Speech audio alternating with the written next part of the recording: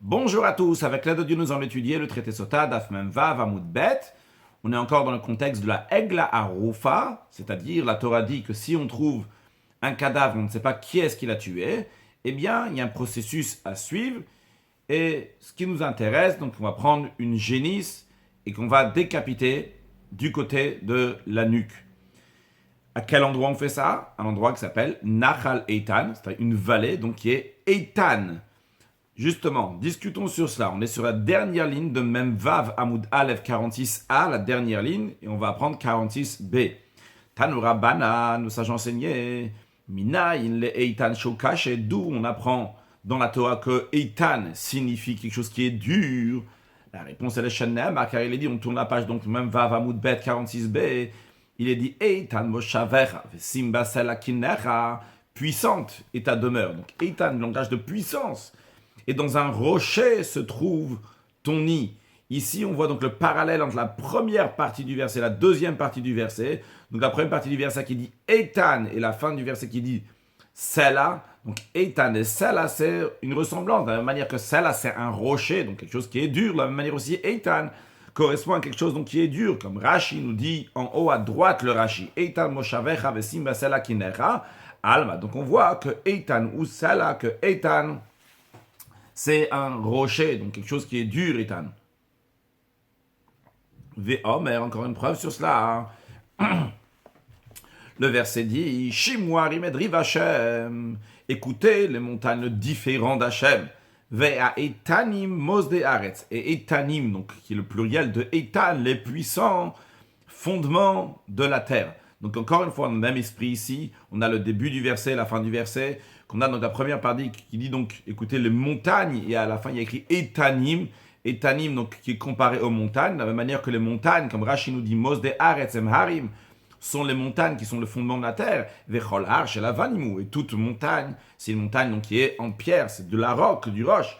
C'est dans ces cas-là, donc Eitan aussi vient du langage qui veut dire dur.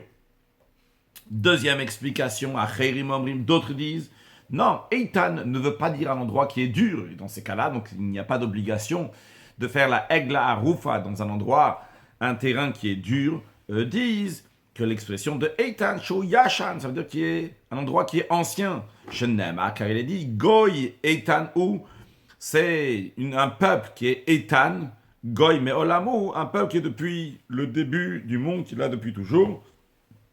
Donc d'après eux, il n'y a pas besoin d'amener la Egla Rufa dans un terrain qui est dur, qui est rocailleux. Il suffit d'amener la Egla Rufa dans un terrain qui est ancien. Qu'est-ce que ça veut dire qui est ancien? Rashi shu yashan velo shu va kakaito mechadash.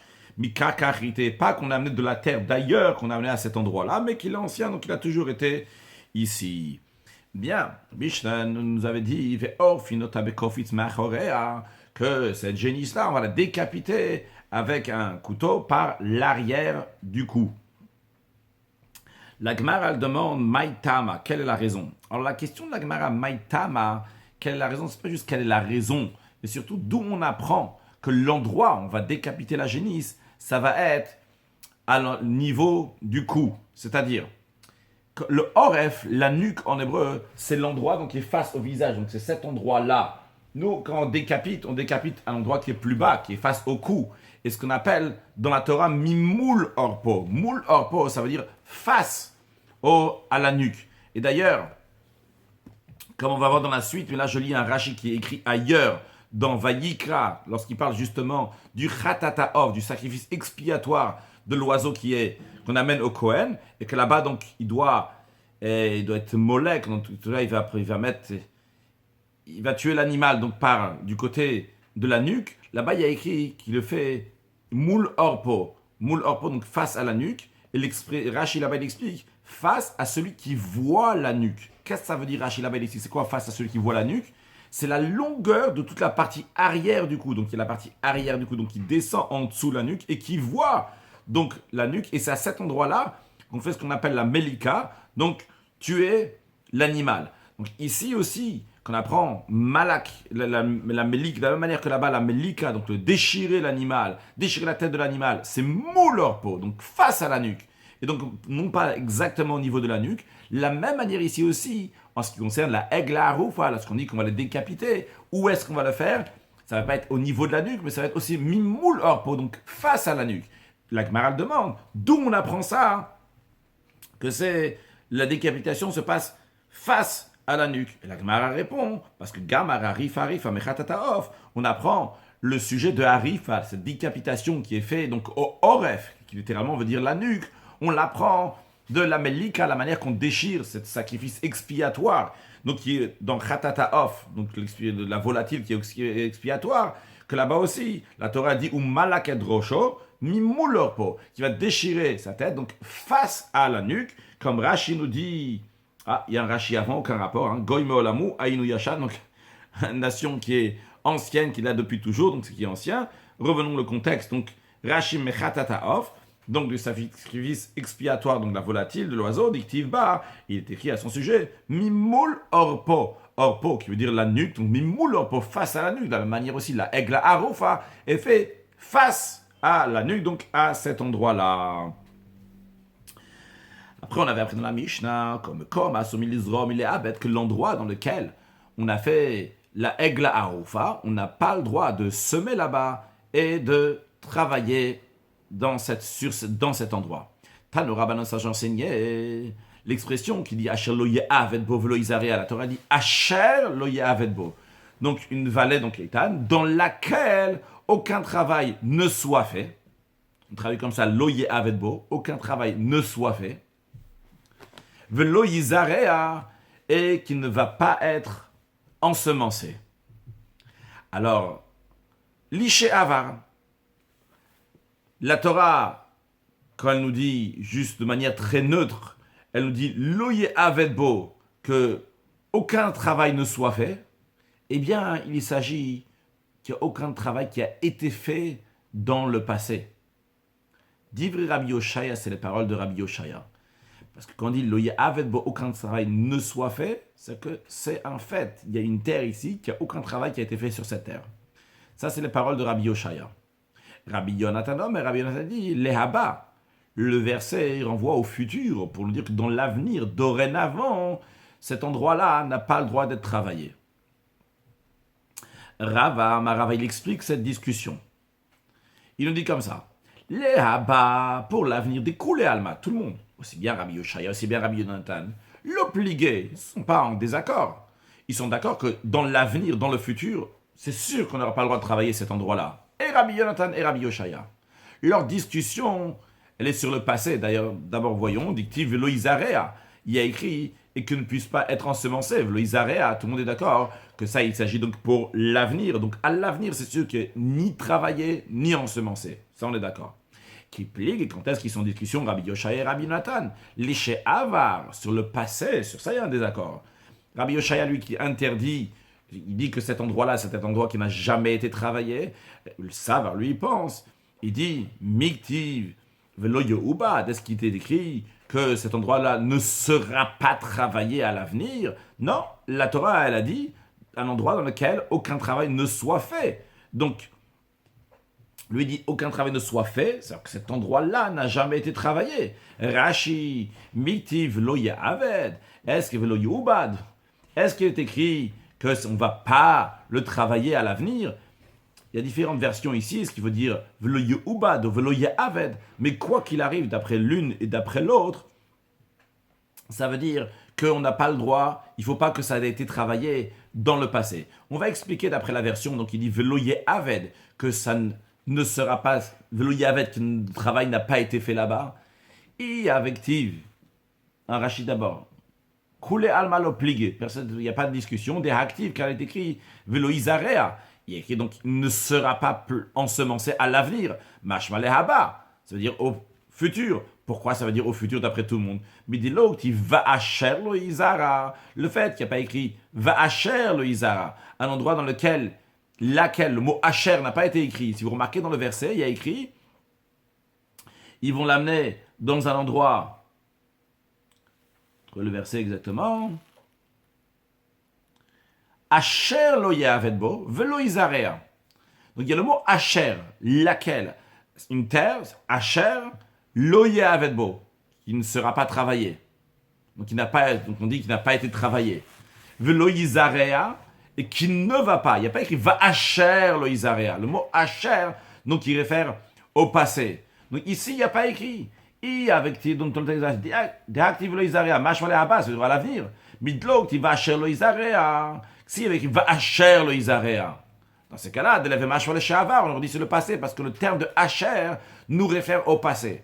Donc le fait que la Torah n'a pas dit l'expression de Asher en ce qui concerne Loïzarea, ne pas ensemencer, tout court la Torah a dit Loïzarea et n'a pas dit Asher Loïzara, eh bien j'en déduis de là que Loïzarea c'est pour l'avenir. Et sur ça il n'y a pas de discussion entre Rabbi Yoshaya et Rabbi Yonatan. Donc tout le monde est d'accord qu'à l'avenir, dans le futur, on n'a pas le droit de travailler la terre. Pourquoi? Parce qu'il y a écrit. Il n'y a pas écrit va Asher, donc pour dire que c'est... Ça fait référence seulement au passé et pas à l'avenir.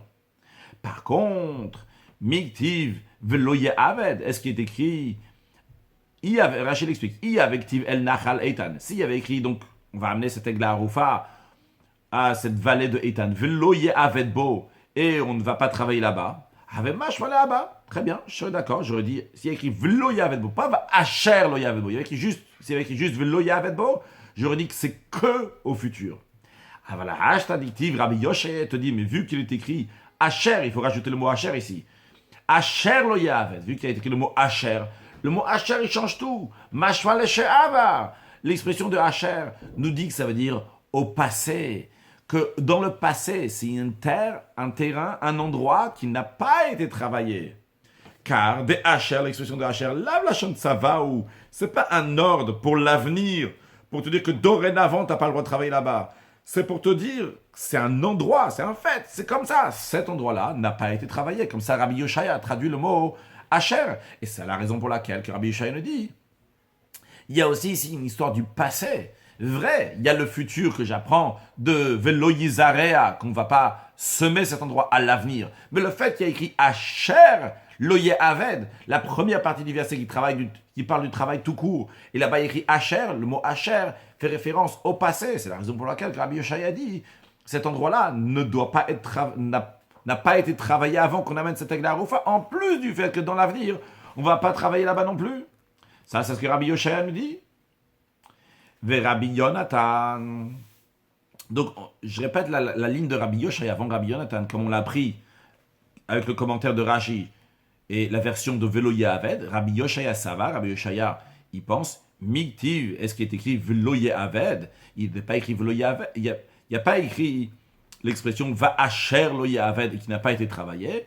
Il y a oui écrit Va Asher Lo Aved, il n'y a pas écrit juste Velo Aved. S'il y a écrit juste Velo Aved, j'aurais dit c'est l'avenir, le fait qu'il y a écrit Va Asher Lo Aved. Et Asher Lo Aved, j'apprends de là, avec le mot Asher, que ça fait référence au passé. Rabbi Yonatan nous dit Miktiv Ashelon Nevad. Si la Torah a voulu parler du passé, il fallait dire Ashelon Nevad, qui n'a pas été travaillé. La Torah n'a pas employé cette expression-là, sous-entendu que c'est uniquement à partir de l'avenir. Rabbi Yoshaya insiste, il va te dire Asher, l'expression de Asher, les Sheavar Mashma, l'expression de Asher parle du passé, comme Rashi nous dit. Asher les Sheavar Mashma, Rashi nous explique encore une fois l'opinion de Rabbi Yoshaya, que Fagav de Loye Aved Lehaba Mashma, vrai que le mot Loye Aved, tout court, veut dire à l'avenir on ne travaillera pas. Quand est-ce que j'aurais dit que Veloye Aved ne va pas travailler la terre? Ça s'agit uniquement au futur. Blav Asher, s'il n'y avait pas le mot Asher. Aval Hashtadiktiv Asher, maintenant que la Torah n'a pas dit juste Loye Aved, elle dit Asher Loye Aved.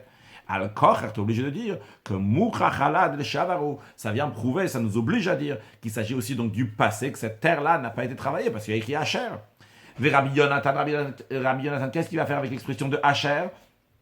Eh bien, la Gemara nous dit Asher Ribouyaou, d'après Rabbi Yonatan. Le mot Asher, c'est pour être marbé, c'est pour nous inclure encore d'autres choses, comme on apprendra dans quelques lignes dans la Gemara. Tout d'abord, Rashi, Ribouyaou, Loba el Rabot, Kol Avodot. Justement, la Torah vient ici inclure toutes sortes de travaux qui sont faits dans la terre, que dit le Keman, comme nous allons voir plus loin dans quelques lignes, de l'Otidre Shebiklalufat, pour pas que tu vas interpréter ça avec une généralisation et un détail, un kalofat, on va l'expliquer dans quelques instants. Continuons dans la Mishnah, on avait vu, il est écrit au Mutar Lisok Sharp Mishtan. On avait dit que dans cet endroit-là, dans l'endroit où on a fait la Egla Aroufa, on a le droit de peigner du lin ou le nakasham avanim est de tailler des pierres. Tanura bana, nous ça j'enseigne dans une braïta. L'expression du verset qui dit Asher lo ya'aved bo velo yizarea, dans laquelle aucun travail ne soit fait et qu'on ne va pas semer là-bas. De ce verset-là, en lié la zria. La Braïta nous dit de ce verset-là, j'ai uniquement l'interdiction d'ensemencer la terre qui est interdite. Shar avodot minayin. D'où j'en déduis que tous les autres travaux sont aussi interdits dans l'endroit où on a fait la Egla Arufa. La Braïta répond, Talmud Lomar, le verset dit Asher lo ya'aved bo, un endroit dans lequel aucun travail ne soit fait. Donc l'expression Asher lo ya'aved bo sous-entend toutes sortes de travail, mikol makom, quel que soit le travail. Dans ces cas-là, si le ya'aved bo inclut tous les sortes de travail, im kel talmud lomar velo yizarea, alors pourquoi la Torah a besoin de nous dire, de préciser spécifiquement qu'on n'a pas le droit de semer là-bas? Semer, ça fait partie de tous les travaux. Si tous les travaux sont interdits à cet endroit-là, semer aussi est interdit.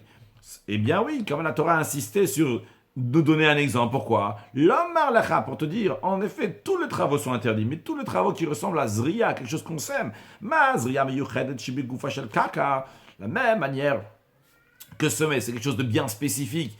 Donc c'est quelque chose qui est fait dans le sol lui-même. Tu sèmes dans le sol. De même, tous les travaux qui sont interdits, c'est des travaux qui ressemblent à Zriya, quand on sème quelque chose qui est fait dans le sol. Donc, qu'est-ce que ça exclut? Ça exclut l'interdiction de peigner du lin et de tailler des pierres. Lorsque tu peignes du lin ou bien tu tailles des pierres, tu ne le fais pas dans le sol, tu fais au-dessus du sol. Ça, ce n'est pas interdit. Ok. Ce que la Braïta a expliqué. La Gemara demande, Ve'ema, on peut proposer, Asher lo ya'aved bo klal. Le fait que la Torah dit Asher lo ya'aved bo, on ne va pas travailler du tout cet endroit-là, c'est un klal, c'est une généralisation. Donc, qui inclut toutes sortes de formes de travail. Lorsque après la Torah te dit Velo yizarea et qu'on n'a pas le droit de semer là-bas, perat, c'est une précision. On a une règle que quand on a un klal ou prat, donc la Gemara demande, on a une règle, quand il y a un klal ou prat, il y a une généralisation après une précision. Dans la généralisation, il y a uniquement ce qu'il y a dans le détail. Comme ça, c'est la règle en général. Donc ici aussi, on va dire, j'ai un klal, une règle générale, on n'a pas le droit de travailler. Après, j'ai un prat, il y a une précision, on n'a pas le droit de semer. Alors je vais dire, zriya in, tout ce qui est interdit, c'est semer, midia china, mais d'autres choses, l'eau, ce n'est pas interdit.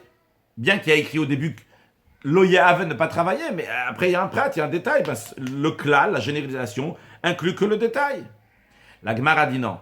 Asher ribuyahu, le mot asher, on a dit dans laquelle aucun travail a été fait, ça vient inclure encore d'autres choses.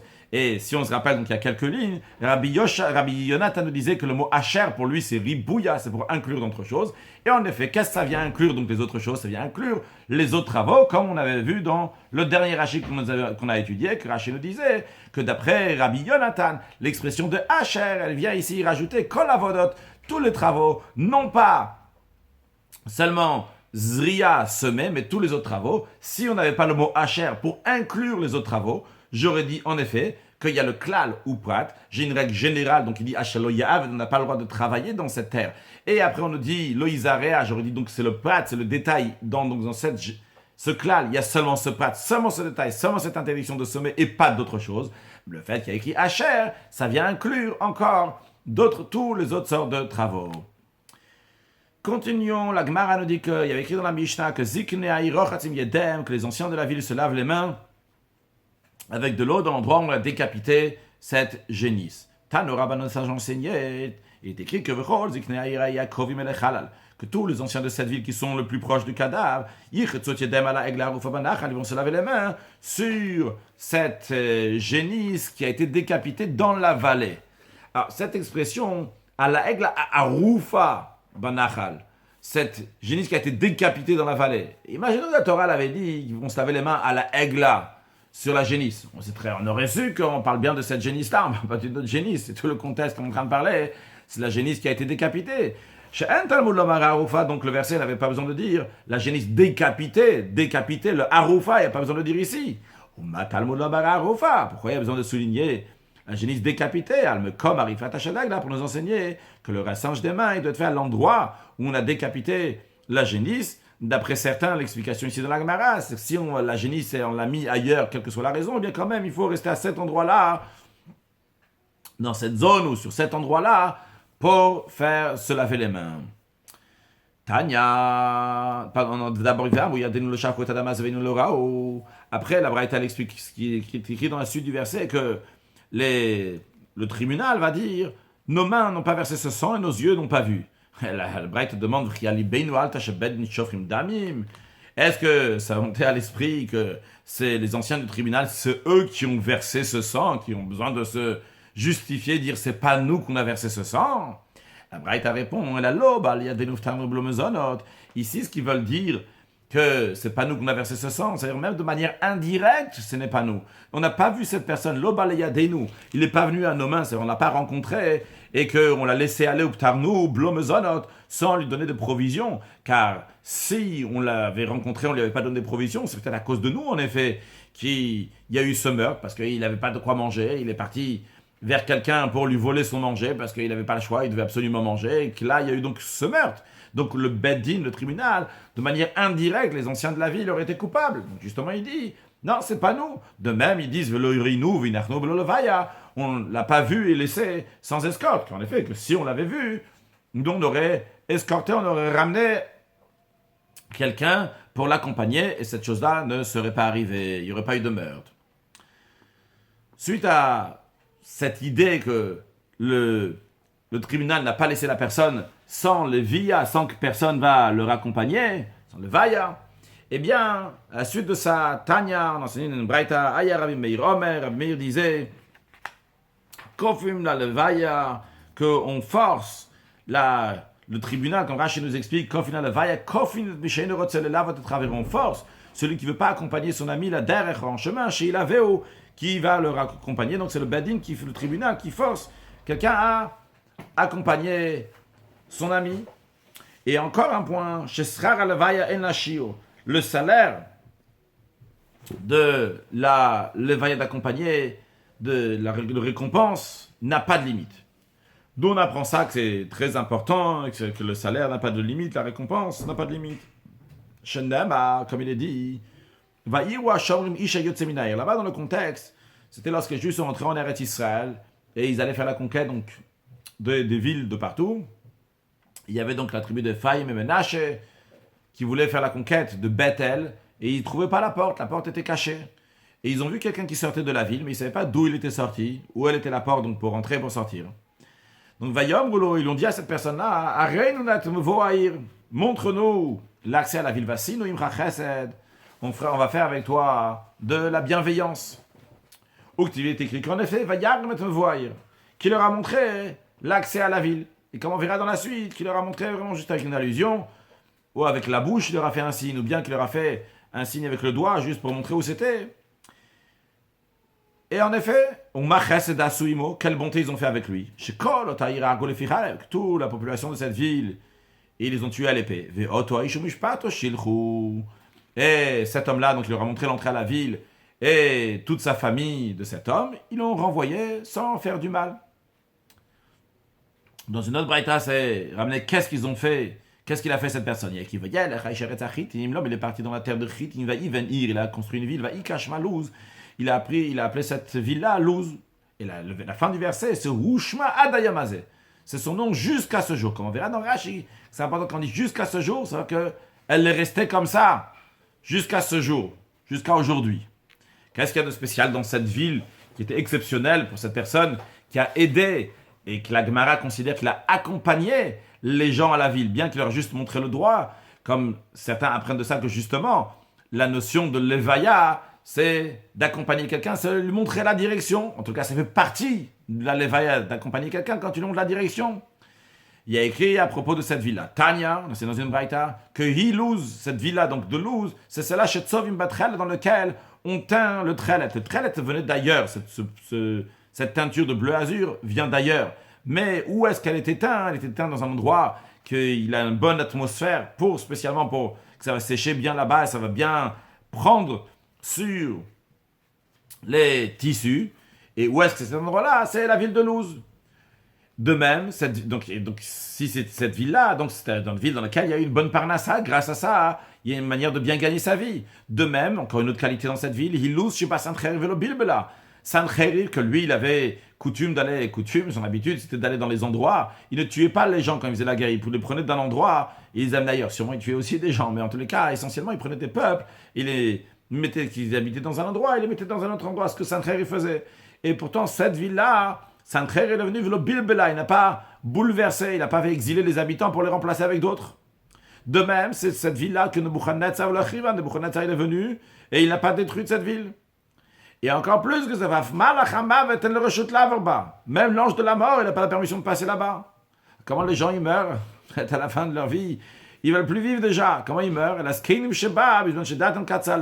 Les vieux qui sont là-bas, lorsque ils en peuvent plus, ils veulent plus vivre. Eh bien, il sort à l'extérieur des murailles, à l'extérieur de la ville, et il meurt.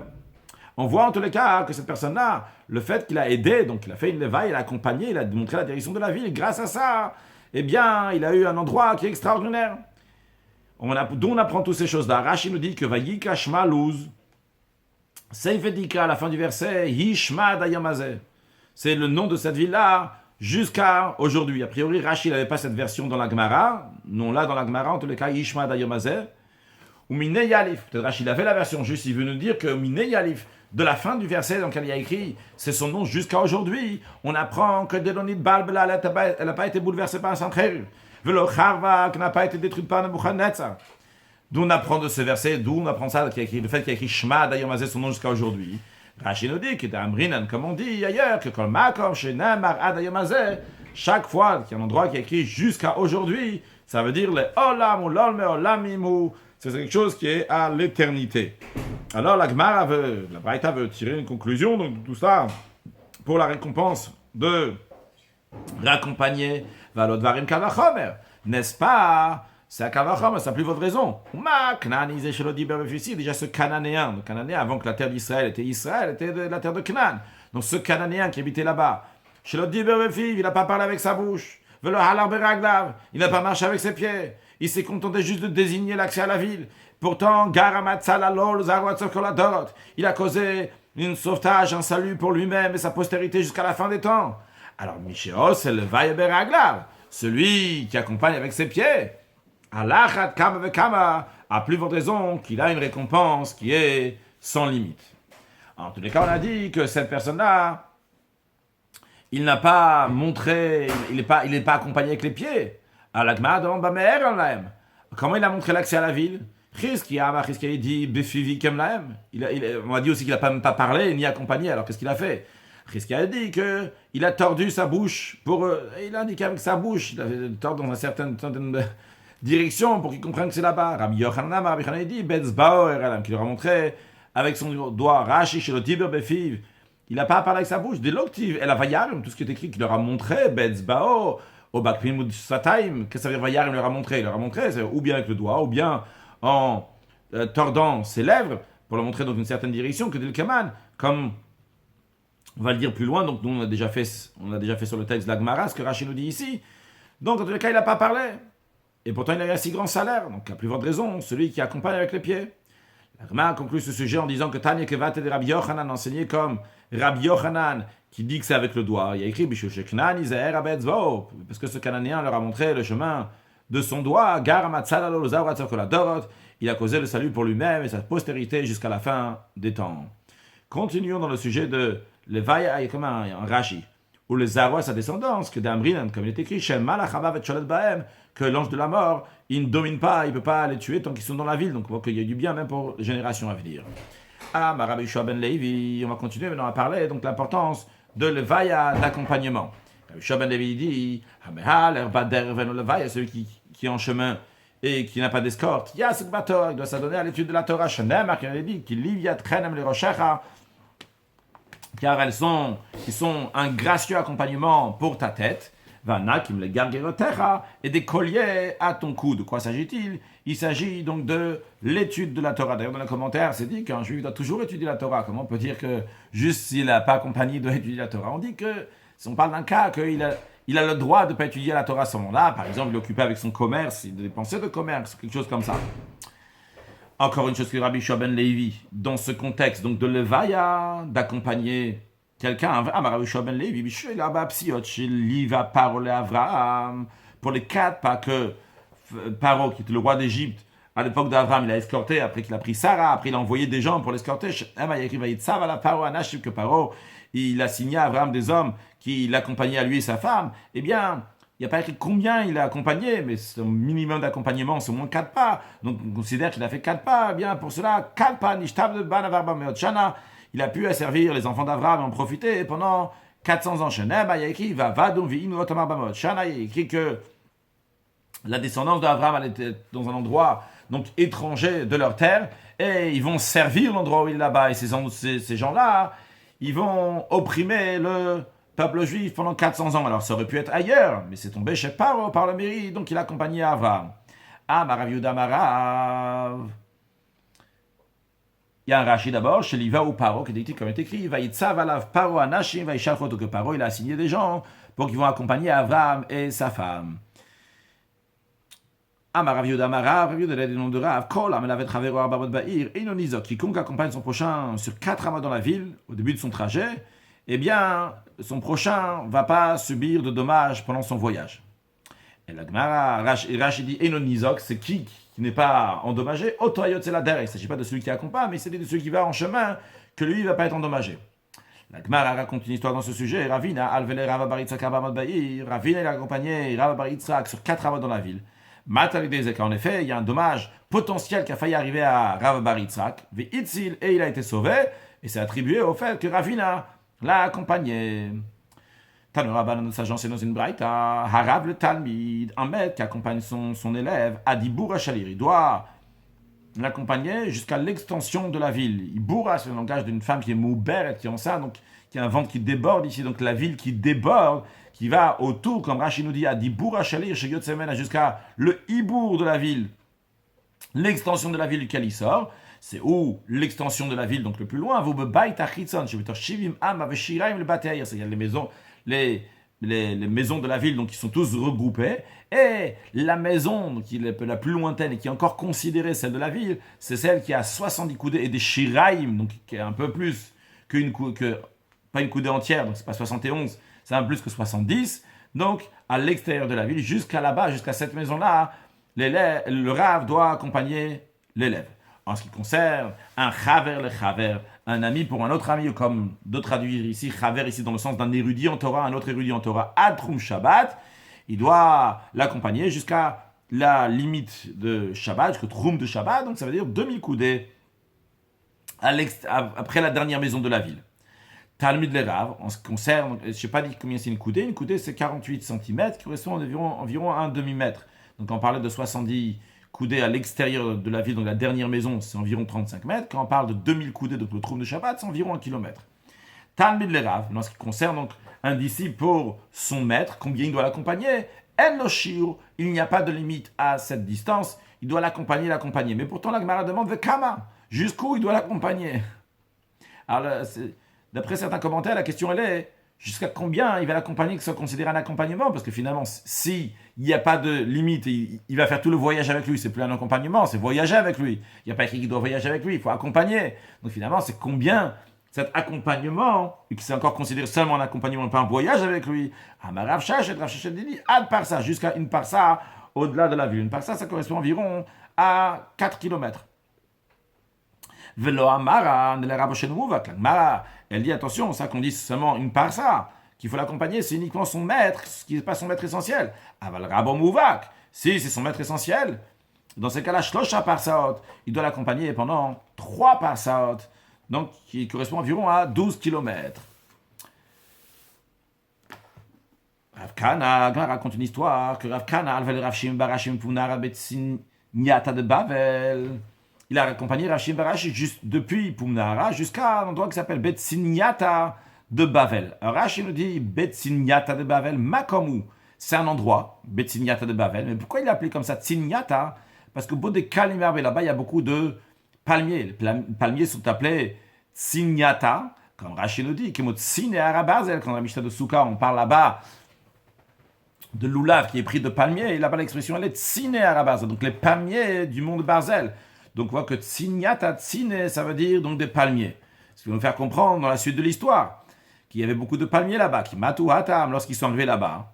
Amar le Rav Kana, il a dit à Rav Shimon bar Ashi. Est-ce que c'est vrai ce que vous dites que Anetsinyata de Bavel, que ces palmiers de Bavel, de Babylone, Mishneh Adam Arishon et tout, ils existent ici depuis Adam Arishon, c'est de très anciens palmiers. Amarle, Rav Shimon bar Ashi lui a répondu, il lui a dit Ad Kartan Milte. Tu m'as rappelé quelque chose de Amar Rabbi Yosef et Rabbi Chanina, que Rabbi Yosef et Rabbi Chanina, il a dit Maïditiv, quelle explication du verset Be'eretz asher lo avar ba'ish velo yashav adam sham. Le prophète dit dans une terre que personne n'a traversée et aucun homme, aucun Adam n'est habité là-bas. Un instant. Si au début du verset tu me dis qu'il n'y a aucun homme qui est passé là-bas, comment tu veux qu'un Adam va s'installer là-bas, un homme va s'installer s'il n'est même pas passé? S'il n'est pas passé, il ne peut pas s'installer. C'est inclus. S'il n'y a pas de passage, il n'y a pas d'installation non plus. Elle a seulement quoi? Quelle explication du verset? C'est pas à prendre en sens littéral. Adam Arishon, s'il a décrété un endroit qui va être habité, il a finalement été habité. Une terre qu'Adam Arishon n'a pas décrété qu'elle va être habitée, elle n'a pas été habitée. Quel rapport avec la question qu'il lui a demandé en ce qui concerne les palmiers et comment il lui a répondu à sa question? Voyons Rashi. Lonit Yashev. C'est ça l'explication de le Yashav Adam Sham. Qu'est-ce que qu'un être humain, un Adam, ne s'est pas installé là-bas? C'est pas apprendre dans le sens littéral qu'un Adam ne s'est pas installé. C'est apprendre dans le sens que Adam Arishon, n'a pas décrété que cet endroit-là va s'installer d'êtres humains. Le Gazar Adam Arishon Yishuv Sham. Il n'a pas décidé que là-bas ça va être installé par des êtres humains. C'est ça ce que les gens disent. Adam Arishon, que ces palmiers sont là depuis les années de Adam Arishon. Qu'est-ce qu'ils sont là-bas depuis les années de Adam Arishon? Non pas depuis le moment qu'Adam Arishon a vécu. Seulement quoi? Chez Gazar Adam Arishon, depuis le moment, à l'époque de Adam Arishon, ces années dans lesquelles il a décrété que cet endroit-là va être un Yishuv de Kalim, un endroit où vont installer, vont se trouver des palmiers. Velo Yishuv acher, pas une autre habitation, mais c'est des palmiers qui vont résider, qui vont se tenir, habiter entre guillemets dans cet endroit. La Gemara donne encore un autre exemple, donc d'un élève qui a accompagné son maître, Mordechai Alvel Ravashi. Mordechai l'a accompagné à Ravashi, mais Hagronia, depuis Hagronia, va Bekeife jusqu'à Bekeife, et Amrel al Bedoura, il y en a qui disent jusqu'à Bedoura. La Gemara continue à dire l'importance donc d'accompagner des gens, d'accompagner, et à tel point que s'il ne le fait pas, c'est comme s'il faisait couler du sang. Amar Rabbi Yochanan Mishum Rabbi Meir, Rabbi Yochanan Rabbi Meir, Kol Shenom Elav Mitlav, qui le chauffeur d'Avim. Quiconque n'accompagne pas un voyageur ou qui entreprend un voyage sans se faire accompagner. Il y en a qui expliquent ici le mitlavé, ça veut dire celui, il voit, il y a quelqu'un qui se fait accompagner, mais lui, il n'est pas mitlavé, il ne va pas accompagner aussi les autres avec. En tout cas, quelle que soit l'explication, il y a aussi donc l'explication de melavé, que la personne va accompagner, au mitlavé, la personne elle-même doit se faire accompagner. Si ce n'est pas le cas, eh bien, qu'il y ait le shaver d'âme, comme si qu'il versait du sang. Où est-ce qu'on retrouve que c'est arrivé à tel point qu'il y a eu du sang qui a coulé parce que quelqu'un n'a pas été accompagné? La Gemara nous raconte une histoire. Chez le mal, Elisha, car si les gens de Yericho avaient reconduit Elisha lorsqu'il a quitté la ville, peut-être on va dire déjà maintenant, bien qu'on en parlait jusqu'à la fin de ce cours et dans le cours prochain aussi, mais en 2 mots, Elisha, il se trouvait dans une ville à Yericho, et là-bas, il y avait de l'eau qui était mauvaise, il y avait des gens qui amenaient de l'eau pour les gens de la ville, comme ça ils gagnaient leur vie, et lorsque Elisha est venu, il a fait ce qu'il a fait, et les eaux sont devenues bonnes, et dorénavant, il n'y avait plus besoin de ces gens-là pour ramener de l'eau. Et ces gens-là, lorsqu'ils n'étaient pas contents que Elisha, il a guéri l'eau, eh bien, lorsqu'Elisha est sorti de la ville, ils l'ont insulté. Et la Gemara nous dit, il m'a Elisha. On va avoir plus de détails dans la suite. Que si les gens de Yericho avaient accompagné Elisha lorsqu'il a quitté la ville, le Geira Dubim Latinokot, il n'aurait pas déchaîné des ours contre les enfants qui se moquaient de lui.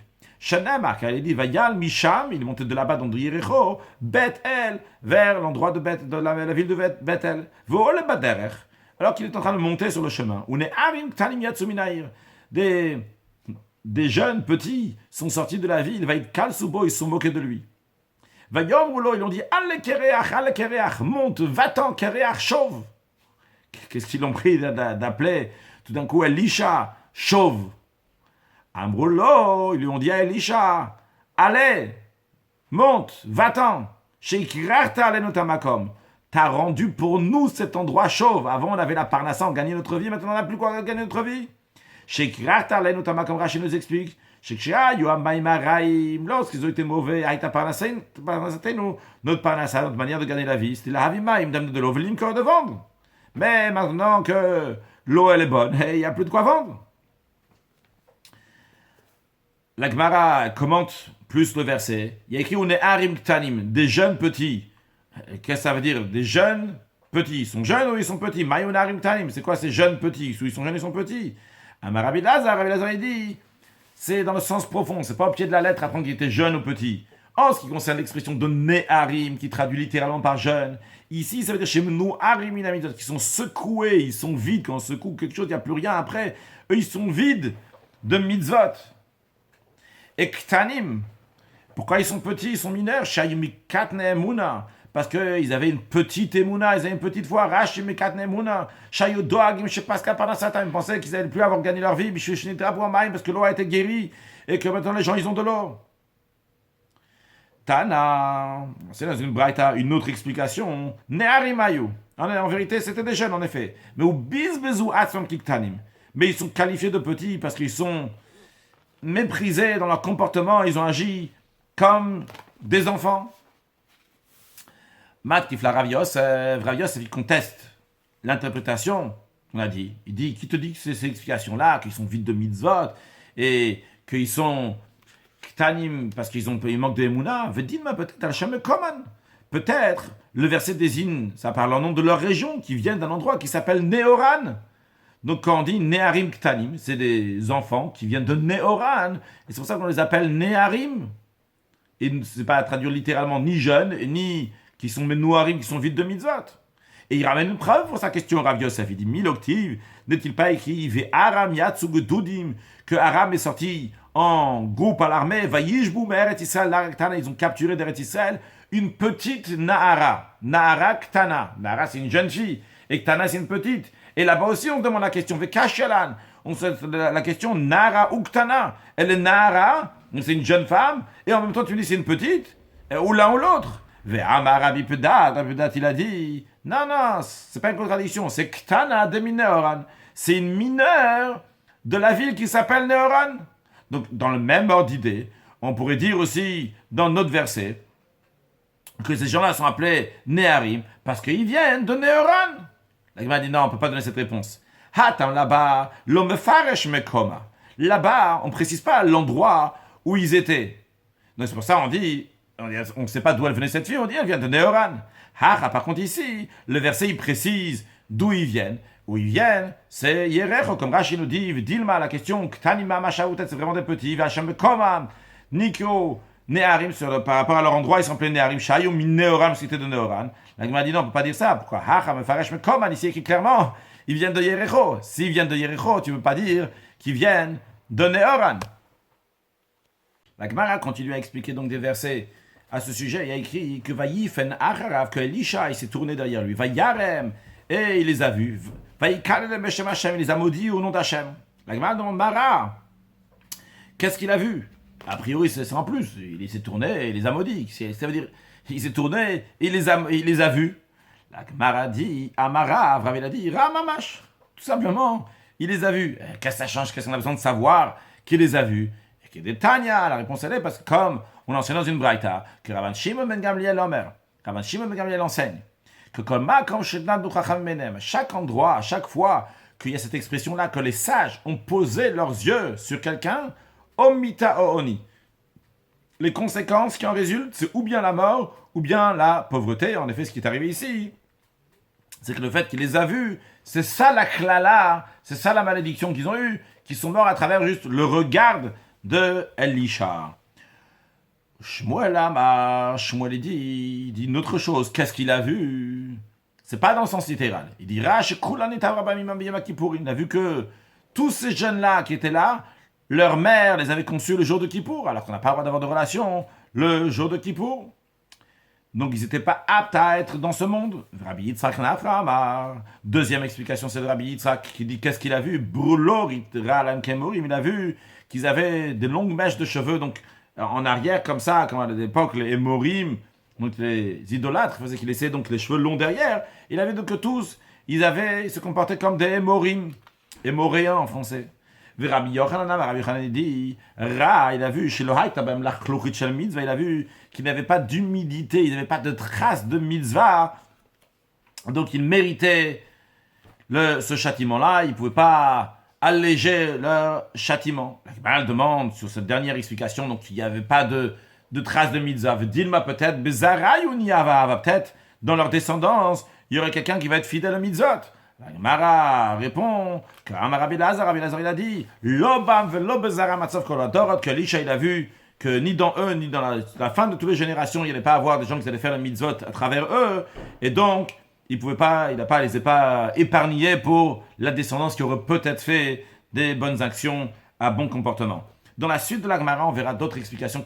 Qu'est-ce qui s'est passé exactement pour qu'ils meurent ces enfants à la suite de ça. On verra donc dans la suite. On va conclure avec un sujet de halakha et un mot de chassidut. Alors, en ce qui concerne donc un sujet de halakha, on a parlé aujourd'hui donc de levaya, d'accompagner. C'est quelque chose donc qui est extrêmement important d'accompagner. Le Ram me dit comme ça, les mots qu'on a vu dans la Gemara aujourd'hui, kofim la levaya. On force donc à accompagner de la même manière qu'on force pour la tzedaka. Et le tribunal mettait des shluchim, des émissaires, des gens qui s'occupaient donc pour accompagner les endroits, pour escorter les gens d'un endroit à l'autre. Et s'ils ne font pas ça, eh bien c'est comme s'ils ont fait verser du sang. Même celui qui accompagne son ami 4 coudées, eh bien il y a un grand salaire. Maintenant, combien il faut raccompagner? Le Ram me dit, c'est pas vraiment dans Shulchan Aruch, mais c'est le Ram me dit que le Rav l'élève jusqu'à Iboura Sheir, comme on l'a vu, donc jusqu'à la dernière maison de la ville, donc à 70 coudées de la ville. Un homme à son ami, donc le Ram traduit Chaver le Chaver, Ish le Chavero, un homme à son ami, jusqu'au Troum de Shabbat. L'élève au Rav jusqu'à une parsa, comme on l'a vu 4 km. Si c'est son Rav Mouvak, le Rav donc qui est particulier, jusqu'à 3 parsaot, comme on a vu dans la Gemara. On a noté que le Sma, il ramène comme ça. Il dit que de nos jours, on n'a pas l'habitude donc, que l'élève il accompagne son maître jusqu'à une parsa, à 4 km, quelque chose comme ça, parce qu'ils sont mochel sur le kavod, mais il faut aller avec lui ou avec son ami jusqu'à la porte, au moins 4 coudées pour les accompagner. Un sujet de chassidut. Le Rabbi explique longuement ce Rambam dans une sikha de Parashat Vayera dans Chalek Rafé, et une des idées que le Rabbi explique, son importance de levaya d'accompagner, déjà tout d'abord dans ce qui concerne le gminut chasad, le fait de faire du bien à d'autres personnes, il y a deux choses. Il y a qu'est-ce que l'autre il va ressentir. Ça, c'est une chose. Il y a une deuxième chose, la midat chesed, le caractère, la bonté de chesed qu'il y a dans la personne qui fait l'action envers l'autre. De la même manière qu'il y a ces deux notions, donc le nifal et la peoula, en fait, c'est pas la peoula, c'est surtout ce qui est le sentiment que la personne qui fait la peoula ressent. De la même manière aussi en ce qui concerne achnasat tokrim, lorsqu'il s'agit donc d'inviter, d'avoir quelqu'un, il y a deux détails. Il y a la première chose, qu'est-ce que l'autre il va recevoir? Qu'est-ce qu'il va avoir concrètement? Tu vas lui donner à manger, tu vas lui donner à boire, tous les détails que tu vas faire. Il y a une deuxième chose, il y a le sentiment de chesed de la personne qui invite. La personne qui invite, comment elle va s'intéresser de l'autre, la chaleur qu'elle va lui donner, etc. Alors, en ce qui concerne le gminut chassid, lorsqu'on fait du bien à quelqu'un d'autre, l'essentiel, c'est ce qui va se faire. Qu'est-ce que l'autre il va recevoir? C'est vrai, il y a aussi évidemment la midat chesed. Mais ça ne va pas changer vraiment quelque chose à l'autre. Par contre, en ce qui concerne achnasat tochim, quand tu invites quelqu'un, il y a l'importance de midat chesed, de l'attribut du chesed, le sentiment que le balabay, celui qui est invité, eh bien, il fait ça avec bon cœur. Il fait ça avec un sentiment de Avat Israël. Et d'ailleurs, comme le Rambam dit que tous ces commandements-là font partie de Ve'avta l'ereach hakamocha, d'aimer ton prochain comme ça. C'est pas juste l'action, c'est aussi un sentiment. Et où est-ce que ça s'exprime, ce sentiment-là d'amour, de fraternité, qu'il va aider l'autre avec de bon cœur? C'est lorsqu'il va l'accompagner. Parce qu'accompagner l'autre, ça ne fait pas partie des besoins. Ça va, tout va bien pour l'autre. C'est juste parce que la personne elle a le sentiment de faire du bien. Et l'autre, l'invité, il va sentir que, tiens, cette personne-là, il en a à faire de moi, il s'intéresse de moi, il s'intéresse jusqu'au bout, il y a du cœur qui est ici. Et le rabbi dit ça, c'est l'explication dans le Rambam, quand il dit que c'est le srar alevay ameruba alakol, que le salaire d'accompagner quelqu'un, il est encore plus que l'invitation elle-même. Et il dit, à la suite de ça, il dit, c'est ce qu'Avraham Avinu a instauré, le chesed qu'il a fait. Il donnait à manger, il faisait boire aux gens qui passaient, ou me lavait autant, il a accompagné. C'est le chok shechako Avraham Avinu, ce qu'Avraham Avinu a fait, c'est pas seulement l'action du chesed, mais c'est pas seulement l'action d'accompagner, mais c'est un état d'esprit que la personne, elle va se sentir, tiens, il me raccompagne.